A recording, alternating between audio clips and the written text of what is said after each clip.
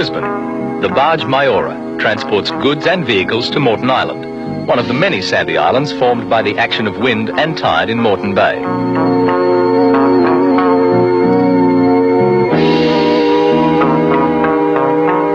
Moreton Island is a wilderness area, largely untouched by development, with natural sandy coast, wildlife and vegetation, and delightful scenic spots accessible to the responsible Land Cruiser driver. The first step in preparing for a trip through sand is to provide better tyre flotation by deflating them to around half their normal road pressures. They should be checked with a tyre gauge for even pressures all round. Driving in sand is largely a matter of vehicle momentum, so four-wheel drive high range is selected. Steep slopes can only be tackled at reasonable velocities and must be approached head-on to prevent slipping or tipping. Just below the top, back off the accelerator slightly to avoid getting airborne and causing damage.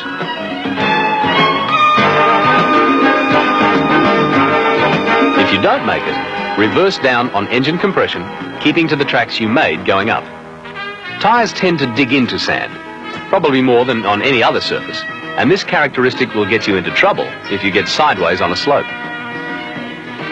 A vehicle that is being driven continuously in sandy conditions should have special sand tyres fitted for optimum performance. It's also a good idea to practice before taking an extended trip and seek out advice of people who have had sand driving experience. The Land Cruiser will go down some incredibly steep slopes with relative ease.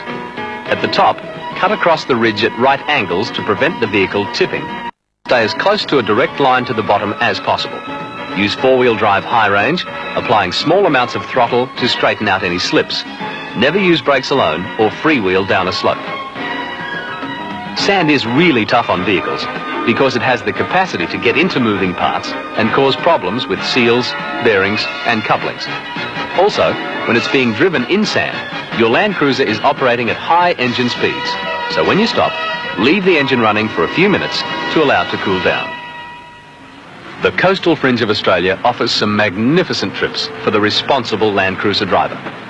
But coastal areas are fragile and plants cling to life in a stern and uncertain environment. Use the defined tracks and remember that irresponsible or thoughtless driving on a vegetated dune can upset the balance irreparably.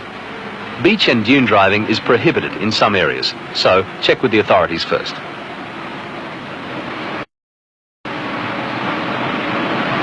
Sand is constantly on the move, and wind-blown sand patches can trap a vehicle. Getting out is largely a matter of technique, and the trick is not to use too much power, which will cause wheel spin and bog you up to the axles. Instead, back up to compact the sand, and using four-wheel drive high range, try again. The combination of power and momentum should get you through. If you get stuck again, repeat the process. And sometimes it's to your advantage to select low-range second gear to ensure that the Land Cruiser will generate sufficient initial momentum to get through.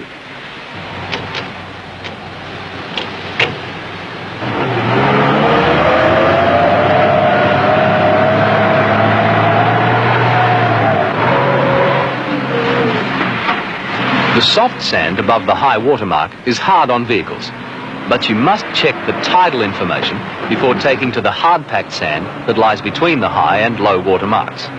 If you're not sure, stay in the dry sand at the top of the beach, because it's easier to get a vehicle out of dry sand than out of the wet stuff. Common sense procedure after some beach travel is to hose the vehicle down thoroughly to remove sand and salt spray, which could cause rusting.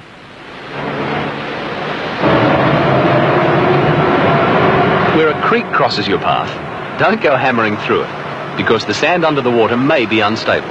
Instead, head for the dry stuff at the top of the beach and stay there until you're past the creek and can get back to the hard-packed sand at the water's edge. Sometimes, despite your best efforts, your vehicle will get stuck. And the problem with many sandy areas is that there may not be a tree or rock to anchor your winch cable to. An important part of your luggage is a shovel. And this, plus some muscle power, will enable you to get free of a situation like this.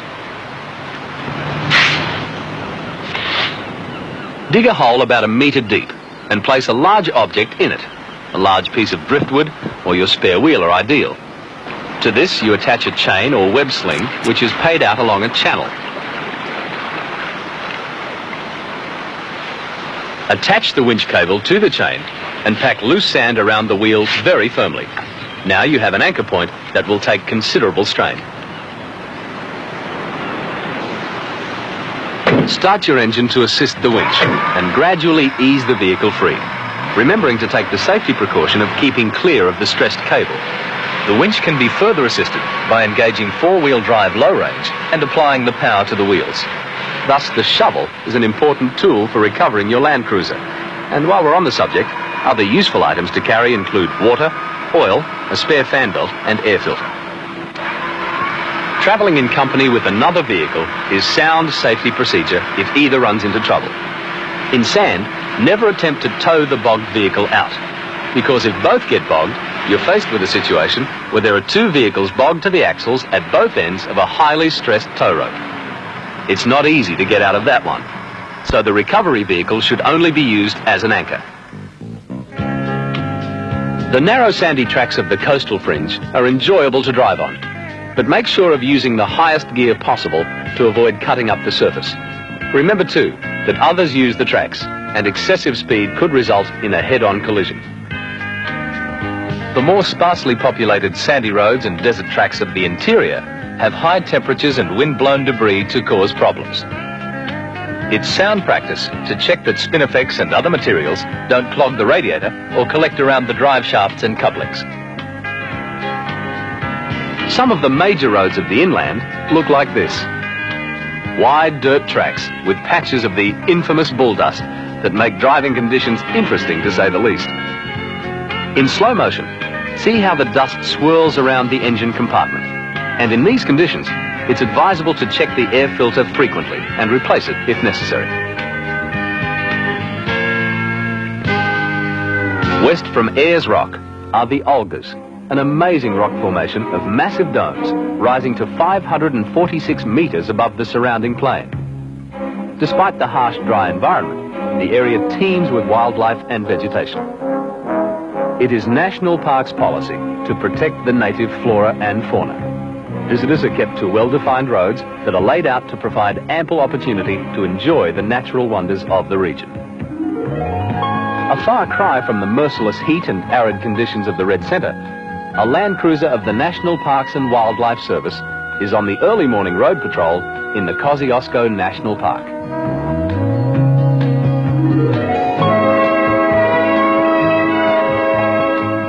The Ranger faces extreme cold and icy road conditions, where by driving in four-wheel drive high range, he can improve road holding and reduce the risk of sliding, even if the snow gets deeper.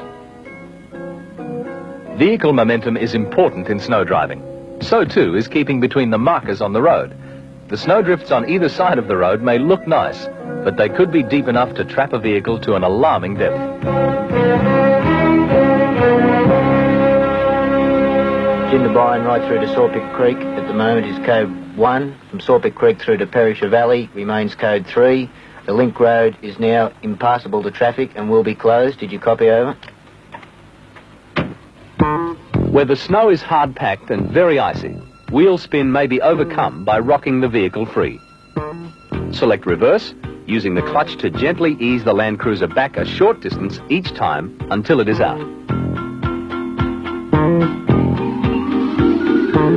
A four-wheel drive vehicle can lose traction on steep, snowy slopes.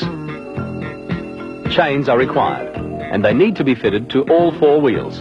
The necessary bite and traction needed to get through these conditions is supplied by the chains and four-wheel drive. A shovel is a vital piece of equipment to have if snow traps your vehicle. Although the exercise may keep you warm, protection against cold and exposure is a survival necessity. Snow looks pretty, but it's potentially very dangerous. Mud may not give you frostbite, but it can give you a king-size headache.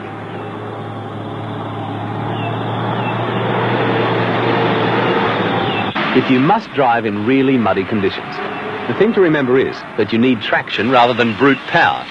And if you anticipate doing a lot of mud driving, Bar tread tyres with heavy-duty lugs will assist your Land Cruiser's performance. The golden rule about mud driving is to stay on the track. It may be bad here, but it's generally a lot worse off the edges. If your progress is halted, it's time to have a closer look at the situation and check out the hazard on foot, especially when it looks pretty grim and sticky from the cab.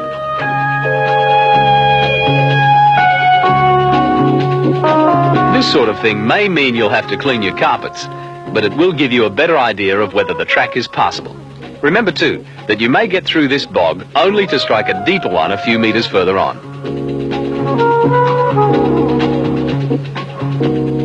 If your experience tells you that you can make it, and you are sure that your trip is necessary, back up along your tracks, making sure to keep to the wheel ruts. Then take a run at it, using the vehicle momentum, the highest gear possible, and gently pump the accelerator to generate a pitching motion to aid traction. Naturally, if you're faced with a steep, muddy slope, a flying start and plenty of traction may get you through it, but it isn't going to do the track any good. Other people use forest trails, and you're not going to win any friends if you carve up a bush trail that may be needed in an emergency. You cause less damage to the surface by using your winch. It's safer to winch up the middle of the track.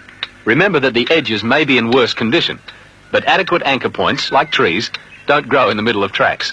An alternative is to use a series of stakes driven into the ground. 2 stakes are being used here, but with a heavier load and on really steep slopes, you will need to use more. Each stake is joined to the next by a chain or rope, and the winch cable is attached to the first stake at ground level. By winching the Land Cruiser up the slope, rather than taking a wheel-spinning run at it, the track is left relatively undamaged. Mud and moisture clings to the body panels, and so a thorough clean-up after a mud driving session is essential. It's also wise to check brakes, because mud can seriously damage linings.